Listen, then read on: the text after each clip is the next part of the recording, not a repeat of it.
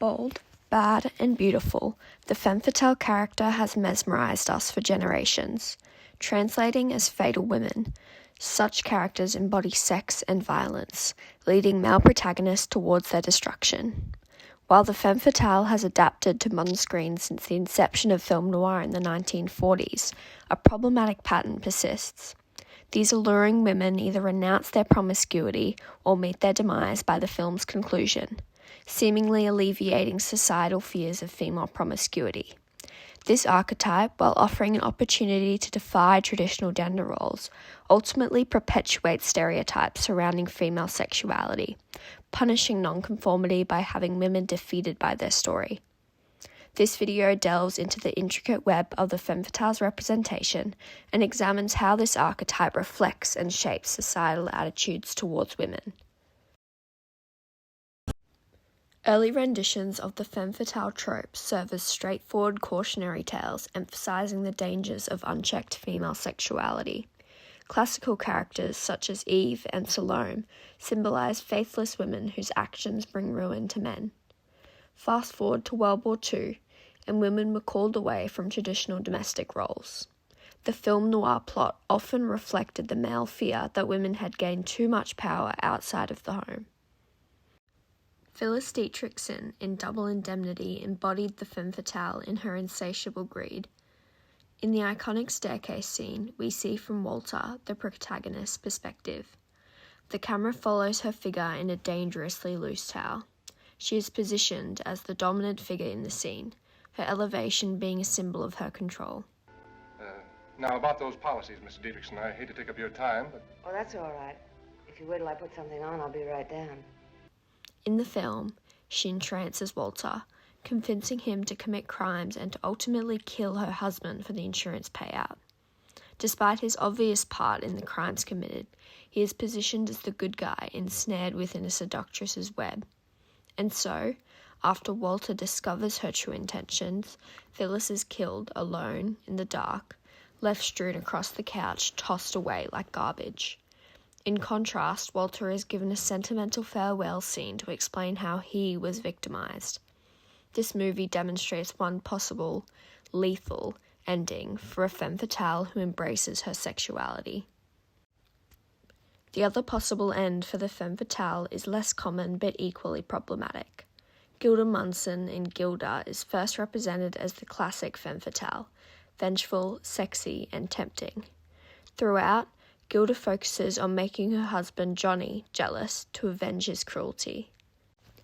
Tension reaches a breaking point when Gilda performs a song about female sexuality in a black silk dress to the casino audience. She performs a striptease, throwing her gloves and jewelry to the audience and staring challengingly into Johnny's eyes as men try to unzip her dress. The camera follows her across the stage, with several close-ups of her sensual expressions, framing her face with hands tousled in her hair. Dramatic, low-key lighting creates a dark, high-contrast atmosphere, which is vital in positioning her as the mysterious, evil femme fatale. Consequently, after her erotic performance, she is dragged from the stage and assaulted by our supposed good guy. A far too normalized display of abuse that implies that sexualized women are inviting male violence. Interestingly, the plot ultimately refutes the villainization of her character by revealing that Gilda was innocent of infidelity after all, prompting Johnny to profess his love. Gilda didn't do any of those things you've been losing sleep over. This illustrates the second possible ending for our noir character, in which they are redeemed or declawed and made deserving of a happy ending. Depictions of the femme fatale are far more complex today. Social media from the 2010s and forward, specifically the Me Too movement, has become a powerful platform for promoting the awareness of cultural biases. Through hashtag campaigns and viral discussions, they've contributed to a broader understanding of the need for more nuanced and empowering female characters. Criminal Alex Voss in Orange is the New Black embodies the classic dame noir looks: dark hair, red lip, sultry voice and sex appeal, tempting protagonist Piper down a dark path. Where this differs from the classic texts is the dimension of her character. In the classic noir films, the femme fatale is reduced to her association with the protagonist of the story.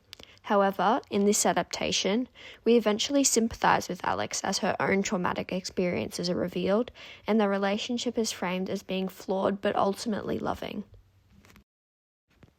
Similarly, Amy Dunn in Gone Girl exhibits femme fatale traits such as manipulation, seductive charm, and control to enact the destruction of her cheating husband.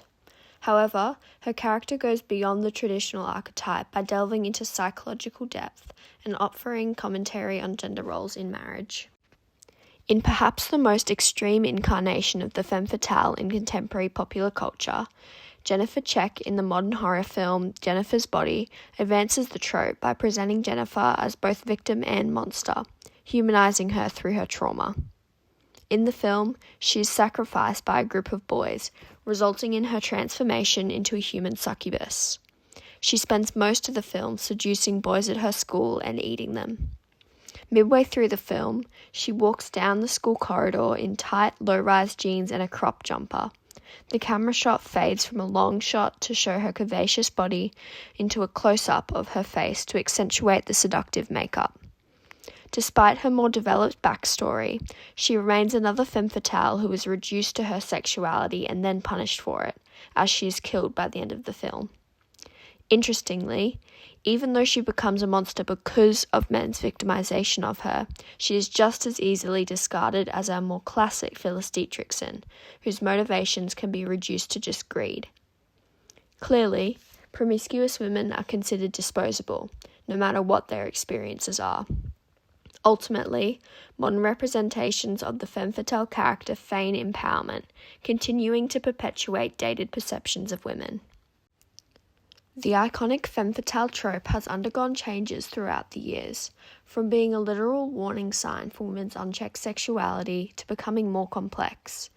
Even in modern texts, this character always gets the same fate, by either renouncing their promiscuity or meeting their demise by the film's end. This archetype has damaging connotations about women's sexuality, framing it as something for men to be intimidated by and not for women to be liberated by. Audiences are fascinated by the idea of the beautiful, sinister woman, and her power is associated with sexual appeal or dominance. But if she is too far from the norm, too far from the expectations of women as sexually submissive, or at least harmless, then ultimately she must be destroyed.